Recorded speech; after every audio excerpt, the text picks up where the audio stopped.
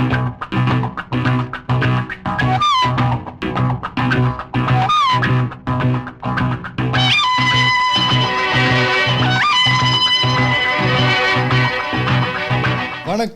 Aunty, uncle, தம்பி, தங்கச்சி, அக்கா எல்லாரும் எப்படி இருக்கீங்க? நல்லா இருக்கீங்களா? ஸோ 2025 முடிந்து 2026க்கு வந்துட்டோம். ஸோ இது என்ன செக்மெண்ட் பார்த்தீங்கன்னா, யூடியூப்பில் பார்க்குறவங்களுக்கு திஸ் ஒன் கால்ட், எனக்கு ஒரு பாட்காஸ்ட் ஷோ இருக்குது, அசிங்கம் போச்சு குமார்னு சொல்லிட்டு ஒரு பாட்காஸ்ட் ஷோ கிட்டத்தட்ட 6 வருஷமாக பண்ணிக்கிட்டு இருக்கேன். ஸோ 2026 நானும் குமாரும் புதுசாக என்ன செய்யலான்னு யோசிச்சுக்கிட்டு இருக்கும் போது, இட் இஸ் சத்யான்னு ஒரு கிரியேட்டர் இருக்கார் யூடியூப்பில். அவர் ஒரு செக்மெண்ட் போடுவார், அவரோட வியூவர்ஸ் கூட இந்த மாதிரி டின்னர் சாப்பிடுவார். டின்னர் சாப்பிட்டுக்கிட்டே வீடியோ செய்வார். அந்த மாதிரி இந்த அசிங்கம் போச்சு குமார் பாட்காஸ்ட்டில் செய்யலாம் என்று சொல்லிக்கொண்டு, புதுசாக ஒன்று செய்யலான்னு சொல்லிக்கொண்டு இப்போ தான் வந்திருக்கேன்.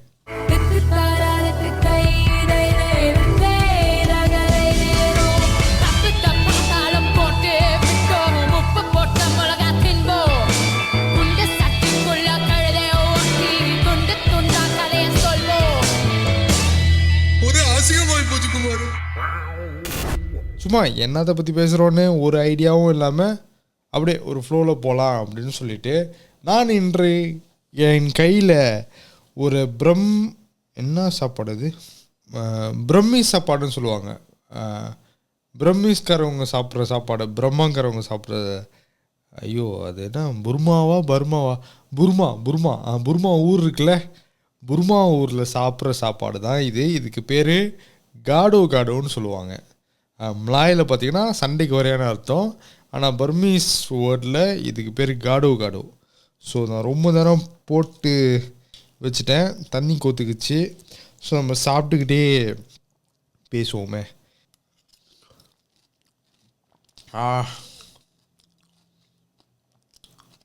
லஞ்சு சாப்பிட்ற நண்பர்களே, லஞ்சை ஸ்கிப் பண்ணிட்டு நேராக வீட்டுக்கு வந்துட்டேன். ஜிம்முக்கும் நீங்கள் போகல. நியூ இயர் அன்றைக்கி எவனாவது ஜிம்முக்கு போவானா? நியூ இயர் அன்றைக்கி ரிசால்யூஷன் எடுத்து ஒரு கூட்டம் இருக்கும், ஜிம்முக்கு போயிருக்கோம். ஸோ அந்த கூட்டத்துக்கு இன்றைக்கி நான் ஜிம்முக்குள்ள வலி கொடுத்து நான் இப்போது சீட் மீல் எடுத்துக்கிட்டு இருக்கேன். ஸோ நியூ இயர் எப்படி போகுது உங்களுக்கு? ஸ்பாட்டிஃபை கேட்குறீங்கன்னா please do subscribe to my YouTube also. யூடியூப்லேயே இது போடுறேன்.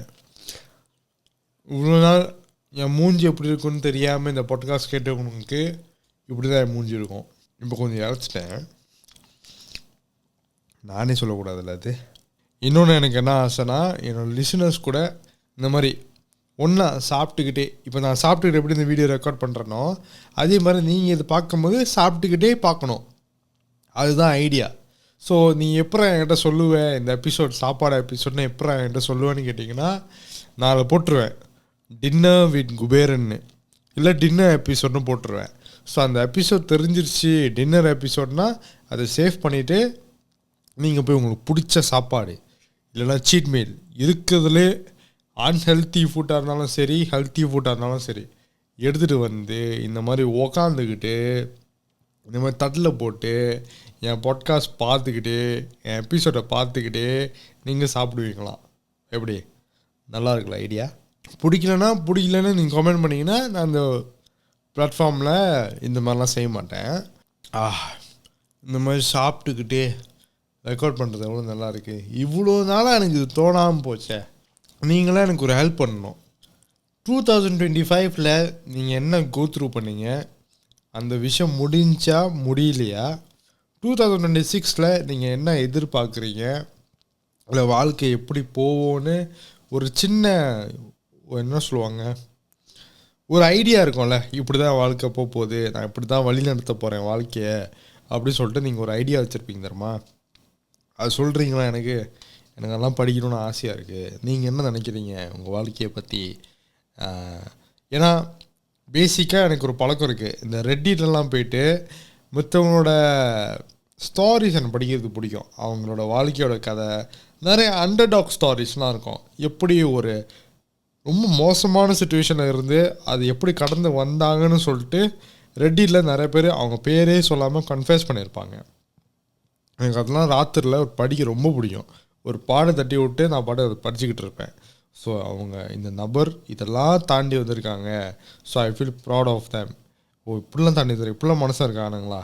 ஸோ இவங்களே இதெல்லாம் பண்ணிட்டு வந்துட்டாங்க, நம்ம தானே முடியாதா, நம்மளும் வந்துடலாமே, இந்த மாதிரி ஃபாலோ பண்ணிட்டு வந்துடலாமேன்னு சொல்லிட்டு எனக்கும் ஒரு ஆறுதலாக இருக்கும். எப்போவுமே நம்மளுக்கு மட்டும் பிரச்சனை இருந்தால் நம்மளுக்கு மட்டும் தான் பிரச்சனையும் அப்படின்னு சொல்லிட்டு ஒரு வருத்தம் இருக்கும்.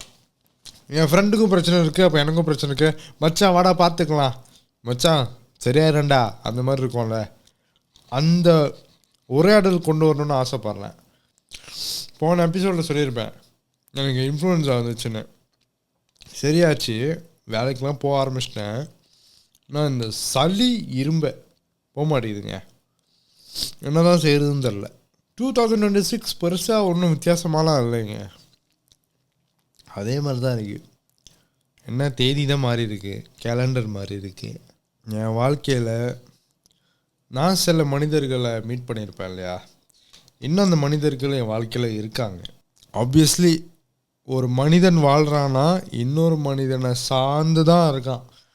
நான் இப்போ இருக்கேன்னா இன்னொரு மனிதர் மூலிமா, அவங்க மூலிமா கிடைச்ச உதவினாலேயோ அவங்க மூலிமா கிடைச்ச ஆதரவுனாலேயோ இல்லை அவங்க கூட நான் பேசுகிறேன், என் கஷ்டத்தெல்லாம் சொல்கிறேன், உட்காந்து கேட்குறாங்கன்னா அந்த மாதிரி மனிதர்கள் தான் இன்னும் நீ வாழ வச்சுக்கிட்டு இருக்காங்க. ஸோ அந்த மாதிரி மனிதர்கள் பற்றி அவங்களுக்கு ஒரு அப்ரிசியேஷன் கொடுக்கணும்னு சொல்லிட்டு நான் இந்த பாட்காஸ்ட்டை இப்போ ரெக்கார்ட் செய்கிறேன். New year podcast specially for people I mean in my life. First 2 பேர் என்னை பெற்று போட்ட என்னோடய அப்பா அம்மா. என் பாட்காஸ்ட் ரொம்ப வருஷமாக கேட்குறவங்களுக்கு தெரியும், எனக்கு அப்பா அம்மா இல்லை, தி ஆர் டிவோர்ஸ்ட், தனித்தனியாக கல்யாணம் பண்ணி தனித்தனியாக இருக்காங்க. உங்கள் 2 பேர்த்துனாலையும் வாழ்க்கையில் ஒரு தெளிவு கிடச்சிருக்கு. ரொம்ப சின்ன பையனாக இருக்கும் போதே ஒரு தெளிவு வந்துருச்சு. மச்சோட்டா ஆகிட்டேன்னா இல்லைன்னா எனக்கு தெரியாது, ஆனால் என்னை பொறுத்த வரைக்கும் ஏதோ தற்கொலைத்தனமாக இல்லாமல் கொஞ்சம் சென்சிபிளோடு இருக்கேன் அப்படின்னு தோணுது. அதுக்கு காரணம் முழுக்க முழுக்க எங்கள் அப்பா அம்மா தான். அவங்க மட்டும் என்னை விட்டு போகலன்னா ஊதாரித்தனமான ஒரு தற்கொலையான ஒரு பையனாக தான் இருந்திருப்பேன்னு நான் நம்புகிறேன். அவங்க இல்லாததுனாலையோ என்னவோ என் வாழ்க்கையோட அர்த்தம், வாழ்க்கை கல்யாணம் பண்ண மட்டும் முடிஞ்சிடாது, அது தாண்டி கல்யாணம் அப்புறம் என்ன இருக்குது, அவங்கனாலேயோ என்னவோன்னு தெரில, ரிலேஷன்ஷிப்பை ரொம்ப கேர்ஃபுல்லாக ஹேண்டில் பண்ணுறேன். லைக் எனக்கு அழகாக இருக்காங்கன்னு சொல்லிட்டு அவங்கள அப்ரோச் பண்ணி கல்யாணம் பண்ணிக்கலாமா, காதல் பண்ணலாம், அழகாக இருக்காங்கன்றதுக்காக கல்யாணம் பண்ணிக்கலாமா, காதல் பண்ணலாமான்னு இல்லாமல் ரிலேஷன்ஷிப் மேலே புரிதல் வேறு மாதிரியாக இருக்குது.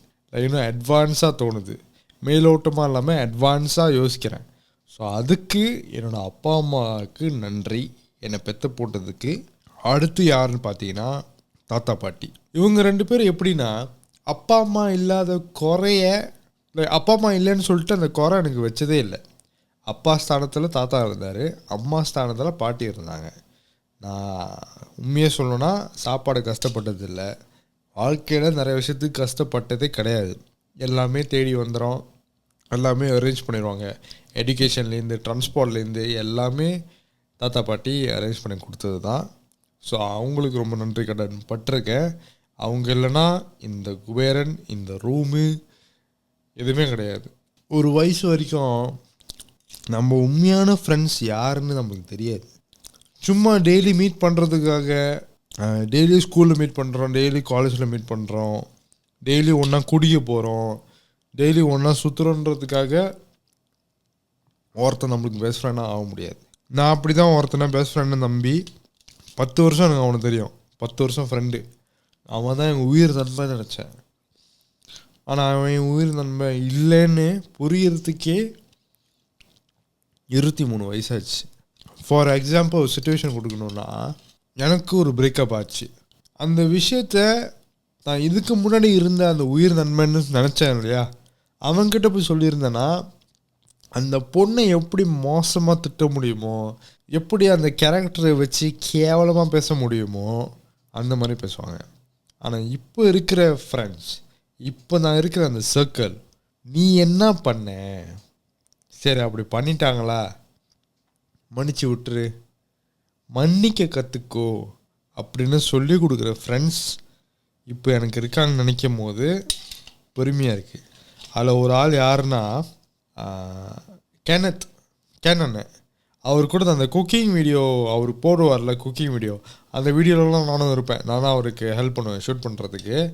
அவர் தான் எனக்கு கேட்டால் பெஸ்ட்டு ஃப்ரெண்டுன்னு சொல்லலாம். இப்போதைக்கு அவர் தான் என்னோடய பெஸ்ட்டு ஃப்ரெண்ட். என்னோட வயசு கூட அவர் 29 வயசு இருக்குன்னு நினைக்கிறேன். ஆனால் ஆக்சுவல் வயசு தெரில, 29 வயசு. என்னோடய வயசு பெரியவர் அவர் தான் எனக்கு கேட்டால் இப்போதைக்கு என்னோடய பெஸ்ட்டு ஃப்ரெண்ட். மனுஷன் அளவுக்கு மிஞ்சி நல்லவன், ரொம்ப நல்லவன். எந்த அளவுக்கு நல்லவனா, அந்த நல்லவன் என்னோடய ஃப்ரெண்டாக நினைக்கும் போது சந்தேகம் வரும். எப்பறம் இவ்வளோ நல்லவன் என்னோடய ஃப்ரெண்டாக இருக்க முடியும் அப்படி தான் தோணும். ஏன்னா ரொம்ப நல்லவன், யாருக்கிட்டையும் கோவப்படுறது இல்லை. நான்லாம் ரொம்ப கேவலமான கோவக்காரன், ரொம்ப ஷார்ட் டெம்பர்டான காய். ஆனால் எனக்கு பிரேக்கப் ஆகின அந்த டைமில் நான் ரொம்ப அவர் கூட தான் பேசிக்கிட்டு இருந்தேன், ரொம்ப அவர் கூட தான் சுற்றிக்கிட்டு இருந்தேன். ஸோ அவர் கூட பேச பேச பேச அவர் கூட இன்னும் அதிகமாக எக்ஸ்ட்ரா பழக எனக்கு இப்போ கோவம் வர்றதில்ல. அவர் மாதிரி ஆகிட்டேன். லைக் எல்லாத்தையும் சீல அறுத்துக்கிறது. ரீசெண்டாக ஒரு விஷயம் நடந்துச்சு. அவர் வீட்டுக்கு நான் போயிருந்தேன் கிறிஸ்மஸ் அப்போது. அவர் வீட்டுக்கு போயிருந்தேன். அப்போது ஒரு இந்தியன் ஃபேமிலி வந்திருந்தாங்க, ஹிந்து ஃபேமிலி. அவங்க வந்துட்டு பீஃப் சாப்பிட மாட்டாங்க. கேனத் வந்துட்டு அவர் கிறிஸ்டியன், அவர் பீஃப்லாம் சாப்பிடுவார். ஸோ அவர் வீட்டில் பீஃப் செஞ்சாங்க. நான் பீஃப் சாப்பிடுவேன், என்கிட்ட சொல்லிட்டாரு. ஆனால் அந்த ஃபேமிலிக்கிட்ட யாரும் சொல்லலை பீஃப் இருக்குது அப்படின்னு, யாரும் சொல்லலை.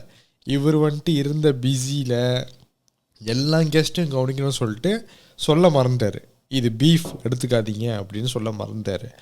ஆனால் அந்த ஒரு லேடி வந்திருந்தாங்க, அவங்க எடுத்து போட்டு சாப்பிட்டாங்க. அது அவர் ரொம்ப லைக் தெரிஞ்ச அப்புறம் ரொம்ப வருத்தப்பட்டார்.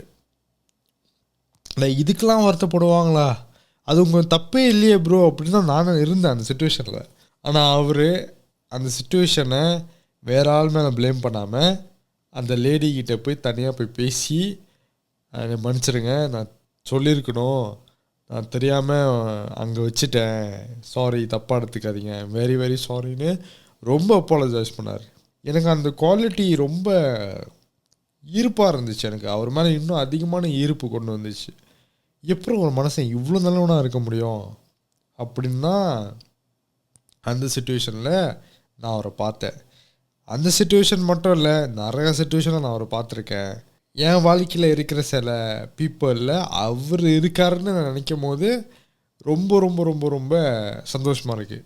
இந்த பர்சனை எப்போதும் கடைசி வரைக்கும் என் வாழ்க்கையில் இருக்கணும்னு நான் சேரிஷ் பண்ணுறேன். அதுக்கப்புறம் யாருன்னா மனோஜ்.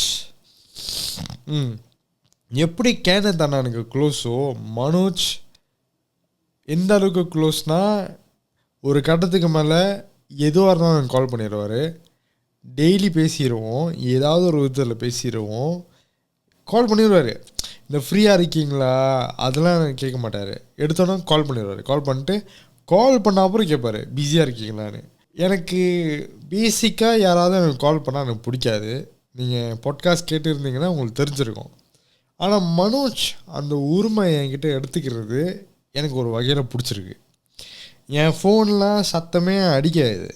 என் ஃபோனுக்கு கால் வருதுன்னா யார் கால் பண்ணுறாருன்னு தெரிஞ்சிடும் எனக்கு. நான் வீட்டில் இருக்கேன்னா யார் கால் பண்ண போகிறா, ஆப்வியஸ்லி வீட்டில் இருக்கிறவங்க யாரும் இல்லை. வெளியேருந்து யாராவது கால் பண்ணுறாங்கன்னா ஒன்று கேனன்னு, மனோஜ், இல்லைன்னா என் தங்கச்சி, இவங்க 3 பேர் தான். மற்றபடி யாரும் கால் பண்ண போகிறதில்ல எனக்கு. ஆனால் மனோஜ் எப்போல்லாம் ஃபோன் அடிக்கிறாரோ என் வாழ்க்கையில் ஒரு தெளிவு வரும். ஏன் நான் சொல்கிறேன்னா, சாரி மனோஜ், அவர் மிகப்பெரிய ஓவர் திங்கர். ரொம்ப ரொம்ப ரொம்ப ஓவர் திங்க் பண்ணுவார்.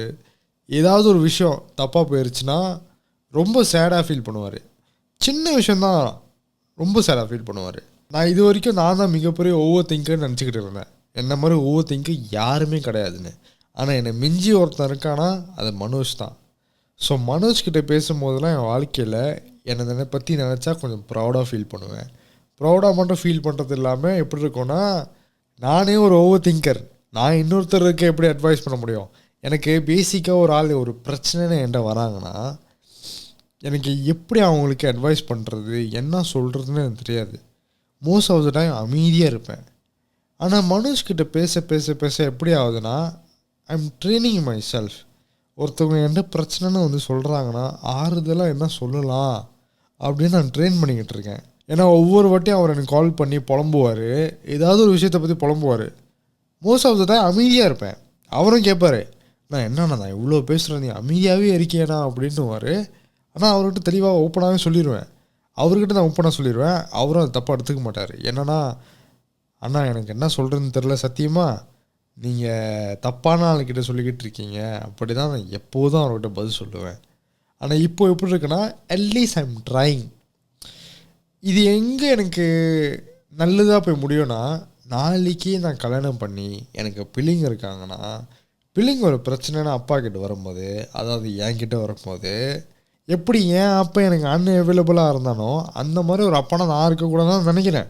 அந்த மாதிரி உலகத்தில் எப்படிப்பட்ட ஒரு அப்பனாகவும் இருக்கலாம், ஆனால் என் அப்பா மாதிரி நான் இருக்கக்கூடாது, அந்த மாதிரி ஒரு அப்பனை நான் இருக்கக்கூடாதுன்னு எப்போவுமே நானே எனக்கு சொல்லிக்குவேன்.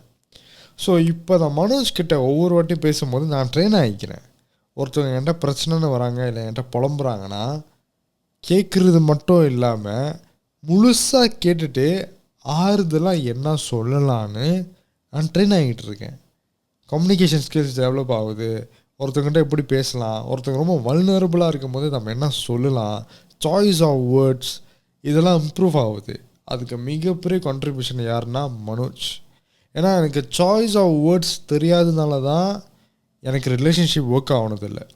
லைக் ஒரு கேர்ள் ஃப்ரெண்ட் இருக்காங்கன்னா, பேசிக்காக கேர்ள்ஸ் லேடிஸ் யாராக இருந்தாலும் சரி, ஊமனாக இருந்தாலே அவங்களுக்கு தேவை யூ லிசன் பண்ணிக்கிட்டு இருக்கும் போதே அவங்க கேட்பாங்க, நீ என்ன நினைக்கிற அப்படின்னு.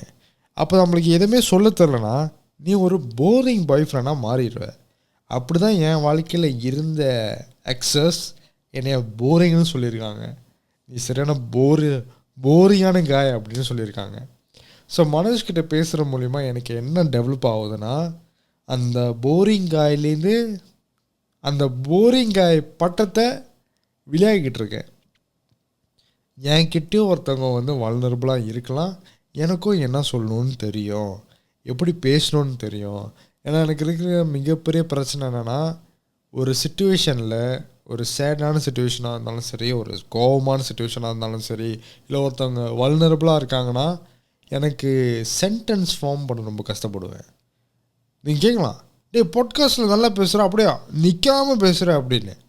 தெரில, பாட்காஸ்ட்டில் வருது, ஆனால் ஒருத்தவங்ககிட்ட நான் பேசுகிறேன்னா சாய்ஸ் ஆஃப் வேர்ட்ஸ் எனக்கு ரொம்ப கஷ்டமாக இருக்கும். ஒரு சென்டென்ஸை கன்ஸ்ட்ரக்ட் பண்ணுறது ரொம்ப ரொம்ப ரொம்ப கஷ்டமாக இருக்கும். ஸோ அதெல்லாம் இப்போ டெவலப்பாக ஆகிறதுக்கு காரணமே மனோஜ் தான் சொல்லுவேன். மனோஜ், உங்களுக்கே தெரியாமல் என் வாழ்க்கையில் ஒரு தெரப்பிஸ்ட்டாக இருக்கீங்க. எனக்கு இருக்கிற நிறைய குறைகளை உங்கள்கிட்ட பேசுகிற மூலிமா மாறிக்கிட்டு இருக்குன்னு நினைக்கிறேன். அடுத்து யாருன்னு பார்த்தீங்கன்னா தினேஷ் அண்ணா. தினேஷ் அண்ணா யாருன்னா, அவர் கூட நான் போய் ஃபோட்டோ எடுக்கிறதுக்கு சாட்டர்டே சண்டே போவேன். நீங்கள் என்னோட இன்ஸ்டாகிராமில் பார்த்தீங்கன்னா ஸ்ட்ரீட் ஷாட்டர்ஸ்னு ஒரு குரூப் இருக்கும். அந்த குரூப் மூலிமா தான் ஐ போஸ்ட் ஆல் மை பிக்சர்ஸ். இந்த ஸ்ட்ரீட் ஃபோட்டோகிராஃபி போகிறேன்ல, அதுக்கு எல்லாத்துக்குமே என்னை எக்ஸ்போஸ் பண்ணது தினேஷ் அண்ணா தான். அவரை நான் 2022 2023 மீட் பண்ணானான்னு தெரில. அவர் தான் என்னை இந்த ஸ்ட்ரீட் ஃபோட்டோகிராஃபிக்கே என்னை எக்ஸ்போஸ் பண்ணார். அதுக்கு முன்னாடி என்கிட்ட கேமரா இருந்துச்சு, ஆனால் வெறும் இந்த ப்ரொஃபஷ்னல் ஒர்க்ஸ்க்கு மட்டும்தான், ஈவெண்ட்ஸ் மட்டும் தான் எடுத்துக்கிட்டு இருந்தேன். தினேஷ் அண்ணா என்றைக்கு என் வாழ்க்கையில் வந்தாரோ, ஸ்ட்ரீட் ஃபோட்டோகிராஃபர்னு ஒரு பேர் எனக்கு வந்துச்சு. ஸோ என் வாழ்க்கையில் உருப்படியாக பண்ண சில ஹாபினா ஒன்று ஸ்ட்ரீட் ஃபோட்டோகிராஃபி.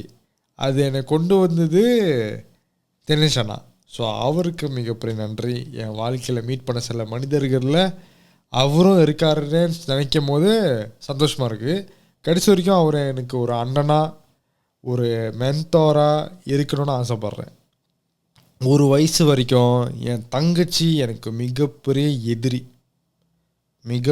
எதிரி, சண்டை. என்ன இது, எனக்கு என் தங்கச்சி பிடிக்கல, பேசாமல் நான் வாழ்க்கை பூரா பேசாமலே இருந்துடலாம். அது படிக்க போனப்போலாம் வீலேருந்து வெளியாகிட்டாங்க, படிக்கிறதுக்கு வேறு ஒரு ஸ்டேட்டுக்கு போனாங்க. ஸோ 3 வருஷம் அவங்க என் கூட இல்லை. அப்போ அவங்க போகும்போது எனக்கு எப்படி இருந்துச்சுன்னா, அப்பாடா இந்த வீட்டில் நம்ம ஒண்டி தான், அதுக்கப்புறம் ராஜ்யம் அப்படின்னு தான் இருந்துச்சு. ஆனால் ஒரு கட்டத்துக்கு மேலே தாத்தா பாட்டி இல்லாமல் போயிடுவாங்க. இறந்துருவாங்க. என்னோடய ரத்தம் சொந்தம்னா என் அப்பா அம்மா, என் தங்கச்சி, என் தாத்தா பாட்டி. ஆனால் அப்பா அம்மா இல்லைன்னு ஆகிப்போச்சு. அவங்களுக்கு இப்போ வேறு குடும்பம். தாத்தா பாட்டி ரொம்ப வயசாகிட்டாங்க. எந்த நேரத்தில் என்ன வேணால் ஆகலாம். லாஜிக்காக பேசணுன்னா, சென்டிமெண்ட் விட்டுருங்க, லாஜிக்காக பேசணுன்னா என்ன வேணால் ஆகிறதுக்கு வாய்ப்புகள் இருக்குது. ஸோ இவங்கெல்லாம் இல்லாத அப்புறம் எனக்கு இருக்கிற ஒரே ரத்தம் சொந்தம்னா, என் சொந்த ரத்தம் சொந்தம்னா என் தங்கச்சி தான். அந்த ரியலைசேஷன் எப்போ வந்துச்சுன்னா 2025 தான் வந்துச்சு. 2025 எனக்கு பிரேக்கப் ஆகணும் அப்புறம் யாருமே இல்லைன்னு ஒரு ஸ்டேட் ஆஃப் மைண்டில் வரும்போது பலாரும் ஒரு அரவுட்டு மாதிரி யார் இருந்தானா என் தங்கச்சி தான். 2025 எனக்கு நடக்க வேண்டிய மோசமான விஷயங்கள் நடக்கலைன்னா இந்த ரியலைசேஷன் வந்திருக்காது. 2026 ஒவ்வொரு மாதமும் இந்த மாதிரி ஒரு வீடியோ பாட்காஸ்ட் செய்யலாமா, நல்லா இருக்கா இல்லையான்னு சொல்லுங்கள், கமெண்ட் பண்ணுங்கள். இந்த மாதிரி dinner with Kuberan, dinner with அசிங்கமாக போச்சு குமார் அப்படின்னு ஒரு செக்மெண்ட் செய்யலாம். மாதத்தில் ஒரு வாட்டியோ 2 வாட்டியோ எப்பப்போலாம் டைம் இருக்கோ அப்பப்போலாம் செய்யலாம். ரியாக்ஷன்ஸ் வீடியோ செய்யலாம். யூடியூப்லேயும் கண்டென்ட் போடுறேன். யூடியூப் சேனலை சப்ஸ்கிரைப் பண்ணிடுங்க. குபேரன் தனிமலை என்னோடய யூடியூப் சேனல் பேர். நான் கீழே லிங்க் கொடுக்குறேன். ஸ்பாட்டிஃபைல கேட்குறீங்கன்னா, ஸ்பாட்டிஃபைல பார்க்குறீங்கன்னா கீழே லிங்க் இருக்கும். இதே நீங்கள் யூடியூப்பில் பார்க்குறீங்கன்னா கீழே என்னோடய பாட்காஸ்டோட லிங்க்கு போட்டிருப்பேன், ஸ்பாட்டிஃபை லிங்க்கு. அதை ஃபாலோ பண்ணி ஷோவை ரேட் பண்ணிடுங்க. ஓகே, ஸோ நான் போயிட்டு உங்களை அடுத்த எபிசோடில் வந்து சந்திக்கிறேன். இது அசிங்கம் போச்சு குமார் பாட்காஸ்ட் ஷோ 2026க்கு நான் உங்களை அன்போடு வரவேற்கிறேன்.